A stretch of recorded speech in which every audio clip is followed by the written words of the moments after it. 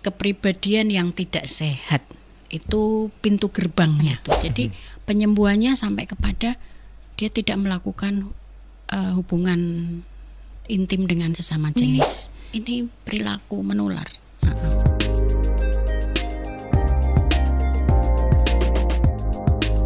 Pendengar dan pemirsa RRI Purwokerto, senang sekali saya Yanuar Adi bisa kembali hadir untuk menemani Anda. Kali ini kita ada di podcast Tarik Mase, seputar informasi Banyumas dan sekitarnya. Saya Yanuar Adi tidak sendirian pada kesempatan hari ini. Sudah hadir Ibu Dinarsari Eka Dewi, seorang psikolog dari Universitas Muhammadiyah Purwokerto UMP. Apa kabar Ibu? Alhamdulillah sehat Ibu ya. Baik, Ibu, untuk kesempatan kali ini di podcast Tarik Mase kita akan berbicara mengenai antisipasi penyimpangan seksual ya Bu ya. Sebagai seorang psikolog Bu, sebenarnya apa sih Bu yang menjadi penyebab dari terjadinya penyimpangan secara seksual ini Bu? Ya, jadi kalau kita mau bicara penyimpangan seksual itu kan sebetulnya banyak jenisnya, banyak ragamnya ya. Nah kalau ditanya penyebabnya memang beragam, faktornya itu banyak, kompleks seperti itu ya. Nah, namun kalau kita mau mengkerucutkan bisa lebih kepada ini kepribadian yang tidak sehat. Itu pintu gerbangnya. Itu seperti itu. Nah, kepribadian yang tidak sehat ini akhirnya membawa kepada dia tidak bisa punya prinsip harus bagaimana dalam menjalani hidup ini.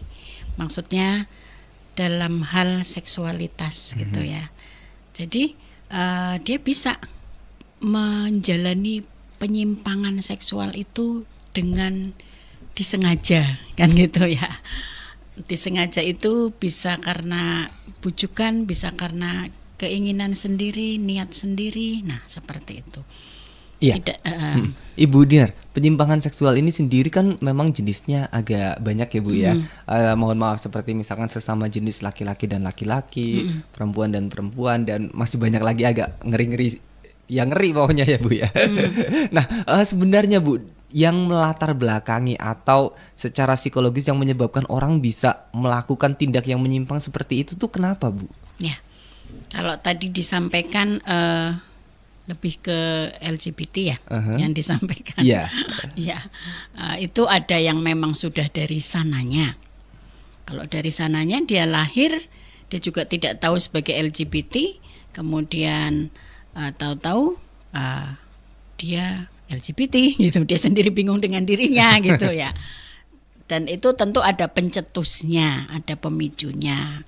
Misalnya parenting di dalam keluarga, kasus-kasus apapun yang membawa kepada itu menjadi berkembang gitu ya di dalam dirinya. Terus ada juga yang lingkungan. Kalau lingkungan itu pada saat dia lahir sebenarnya tidak apa-apa.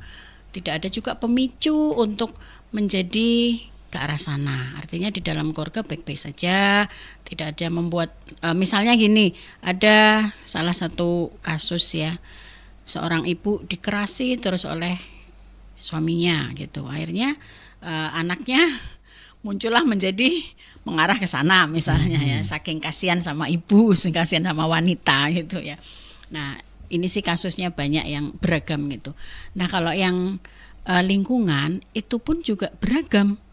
Ada yang karena dibujuk-bujuk, ada yang karena ketularan, ada yang karena kasusnya kebutuhan ekonomi ya, kebutuhan ekonomi sehingga dipinang oleh sesama jenis. Kemudian ya nanti aku hidupi misalnya. Oke gitu. Ada juga bukan masalah kebutuhan ekonomi, namun lebih kepada hal-hal sekunder ya. Kebutuhan ekonomi sudah ada, namun dia memerlukan mungkin gaya hidup, memerlukan keuangan yang lebih gitu ya. Sehingga dipinang pun ya mau. Istilah dipinang ini hanya istilah sederhana yang biar mudah dipahami aja. Dia mau. Nah, yang penting dia mengalami ada income gitu. Sehingga pada saat bertemu ya dia harus menjalani relasi intim ya. Ya dia harus mau kayak gitu. Iya. Bu, sebenarnya Bu, untuk tindakan-tindakan yang menyimpang secara seksual ini bisa disembuhkan tidak sih Bu? Oke, pertanyaannya ini sangat penting ya.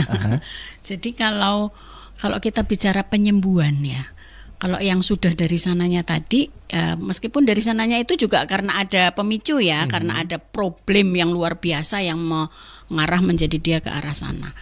Itu penyembuhannya dalam rangka ini, bagaimana dia menjadi, tidak bisa sih sampai dia kemudian orientasinya jadi normal, tertarik pada lawan jenis gitu. Tampaknya tidak ya, namun penyembuhannya lebih kepada bagaimana dia menjadi menjadi gay yang tidak menjadi pendosa. Jadi dia tetap menjadi hamba Tuhan yang tidak pendosa. Jadi hak hidupnya ada, hak hidup sebagai hamba Tuhan ya menjalani kehidupan dengan baik, bersosial dengan baik, bekerja dengan baik, beragama dengan baik, dan dia tidak menjalani relasi sesama jenis yang intim gitu. Tentu semua orang punya kebutuhan seksual. Nah, perlu diterapi kebutuhan seksualnya untuk tidak dilampiaskan, tapi di-manage, dikelola gitu. Jadi penyembuhannya sampai kepada dia tidak melakukan hubungan intim dengan sesama jenis. Namun, dan dia juga tidak menjadi tertekan, tidak menjadi, karena biasanya kan itu diskriminal ya. Terus dia ngumpet, bekerja pun nggak nyaman, hidup di masyarakat tidak nyaman, di rumah pun dia di dalam rumah aja gitu. Nah, ini menjadi betul-betul hak manusianya ada, terus namun dia tidak melakukan hubungan dengan sesama jenis. Jadi menjadi hamba Tuhan yang baik. Nah, kalau yang lingkungan ini bisa, karena lingkungan itu kan karena sebetulnya dia memang mau gitu ya, bukan dari sananya gitu. Nah, kalau ini bisa kembali untuk menjadi tidak menjadi gay ataupun lesbi, kembali normal. Pintu gerbangnya adalah kita terapi dengan kesadaran. Jadi dia sadar dulu, sadar hidup ini apa, hidup ini bagaimana, dan lain sebagainya. Kalau dia sadar, oh ya, saya akan menghentikan perbuatan ini, gitu. Gambarannya sih seperti itu. Jadi memang ada, Bu, terapi-terapi yang bertujuan untuk katakanlah menyadarkan kembali mereka yang memiliki orientasi penyimpang ini, Bu. Kalau yang bukan yang kalau yang ini yang lingkungan ya. Lingkungan ya. Karena mungkin ada trauma di masa lalu, mungkin jenisnya masih bisa disembuhkan bisa. Ya, Ibu ya.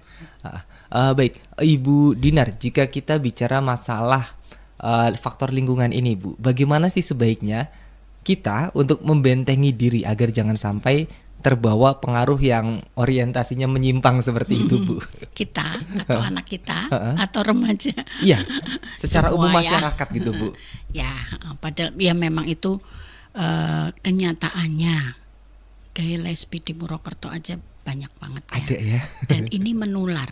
Ini menular. Menular. Iya, menular. Yang menular itu bukan hanya penyakit fisik, penyakit mungkin medis ya, yang misalnya hepatitis, flu, sakit mata, atau itu menular. Ini perilaku menular. Jadi dari sama dengan kayak obat, kayak alkohol apa ya, itu kan menular ya. Menular bisa juga dipaksa gitu ya.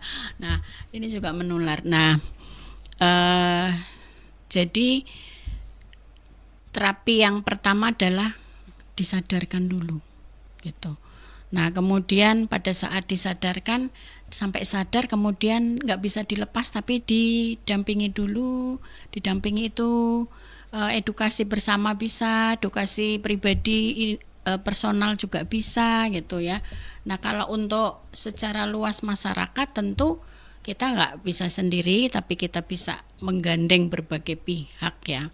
Misalnya dari pihak sekolah, pihak pemerintah dari mulai paling bawah ya, dari Dawis, RT, RW gitu ya, kelurahan sampai ke kebijakan yang di atasnya untuk menyadarkan lagi menyadarkan bahwa kita hidup di dunia ini sudah ada aturan-aturan mainnya kan gitu ya. Baik itu agama apapun semuanya, saya rasa semua agama juga tidak mengizinkan ya Nah, tidak hanya Islam, Nasrani, mungkin Buddha dan lainnya mungkin juga tidak mengizinkan untuk seperti itu. Jadi mungkin bergandeng tangan untuk bisa memulai dari diri sendiri untuk tahu mana yang benar, mana yang tidak. Kemudian lingkungan paling kecil, keluarga, ya mana yang baik, mana yang tidak. Ini pun tidak semudah itu. Mungkin keseharian ya, memasukkan prinsip-prinsip di dalam benak anak-anak kita. Kemudian kita sebagai orang tua juga memonitor ya, melihat, mengawasi, tapi tidak sampai kemudian membuat anak kita tertekan kan gitu ya. Kemudian di sekolah gitu ya, gitu. Nah, disadarkan bahwa ada juga fasilitas-fasilitas yang bisa membawa ke sana. Karena kasus-kasusnya menggunakan fasilitas itu kemudian bertemu dengan kan gitu ya, bertemu dengan pelaku-pelaku kan gitu ya, pelaku baik gay maupun lesbi gitu. Nah, itulah yang menjadi lingkungan kan gitu. Nah, diberitahu tentang fasilitas itu adalah HP itu bukan hal yang negatif. Ada kan karena untuk kebaikan. Nah, tinggal diri kita punya fasilitas ini untuk niat kebaikan atau untuk kejelekan. Tergantung usernya. Nah, ini kan berarti tertanam dari keluarga ya, bahwa boleh menggunakan ini dibelikan, namun di sini ada kebaikan dan ada ketidakbaikan. Kebaikan akan membawa kita kemajuan, ketidakbaikan akan membawa kita kalau secara agama sebuah dosa-dosa. Melihat sesuatu yang tidak baik, pornografi, nah kita sudah ada kesadaran, oh saya tidak mau melihat misalnya kan gitu ya. Jadi untuk menghadapinya memang internal dari keluarga, kemudian bergandengan tangan dengan masyarakat untuk bisa memberikan edukasi ya, kemudian monitoring, evaluasi dan semuanya bersama-sama gitu. Iya, karena ini menular jadi perlu hati-hati pilih circle ya Bu ya. Betul lah. Baik Ibu Dinar, satu lagi Bu, mungkin ada pesan atau imbauan Bu yang bisa disampaikan kepada masyarakat terkait dengan tema kita kali ini Bu, antisipasi perilaku penyimpangan seksual ini Bu. Oh iya, ya kalau kita mau melihat etiologinya, penyebabnya ya, tadi biasanya bukan apa-apa. Saya di rumah juga melayani, di tempat praktek itu melayani baik lesbi maupun gay ya. Itu banyak yang penyebabnya adalah kesepian, sehingga orang tuanya pada pergi kerja, dia kesepian mau ngapain gitu ya, mainnya HP. Nah, karena ini di tangan sendiri sehingga berlanjut ke yang lain-lain misalnya gitu ya, gitu. Nah, dengan keadaan seperti ini, termasuk juga ini prinsip tadi, konsep yang harus kita masukkan pada anak-anak kita gitu. Sehingga kalau toh kesepian ya, kenapa harus bingung ya, kita aktivitas yang lain lah, yang produktif, yang menyenangkan, yang bergerak kan seperti itu ya. Nah, sehingga kita memberikan HP pada anak. Nah, itu dengan aturan-aturan main gitu. Setelah aturan main, kemudian kita tetap monitoring, tetap evaluasi, terus hubungan dengan anak tetap baik kan seperti itu ya. Nah, gambarannya gitu. Terus kita ya ini dari lingkaran paling kecil dulu kan gitu ya. Karena yang pada datang ke saya ternyata penyebab utamanya itu ya sudah diberi HP, namun tidak diberi pemahaman tentang ataupun aturan-aturan, kemudian dia kesepian. Lanjutlah, ada di tangan gitu, dia belum punya fondasi, ada di tangan, ya udah penelusurannya entah kemana aja gitu. Itu bertemu orang lah, terus mungkin kalau yang dulu itu kiblatnya ke Korea ya, sekarang kiblatnya bukan Korea, banyak yang ke mana itu? Jepang, Hollywood atau ya, nah di sana ada film-film yang arahnya nanti ke sana, arahnya sampai mengagumi semua yang tampan-tampan. Ternyata yang tampan itu tidak hanya pria, yang wanita juga tampan gitu loh. Jadi sudah chattingan, sudah lama baru tahu, oh sebelah sana tuh ternyata wanita sesama wanita ya, misalnya kayak gitu. Nah ini sudah masuk ke kedalaman di dalam penggunaan HP itu. Oke, baik. Terima kasih Ibu Dinarsari Eka Dewi SPSI, seorang psikolog dari UMP untuk kebersamaannya Bu di podcast Tarik Mase hari ini, dan selamat melanjutkan aktivitasnya kembali Ibu. Ya, Baik ya. pendengar dan pemirsa RRI Purwokerto, itu dia kebersamaan kita pada podcast Tarik Mase seputar informasi Banyumas dan sekitarnya edisi kali ini bersama dengan Ibu Dinarsari Eka Dewi, psikolog dari UMP Purwokerto. Saya Yanuar Adi pamit. Wassalamualaikum warahmatullahi wabarakatuh.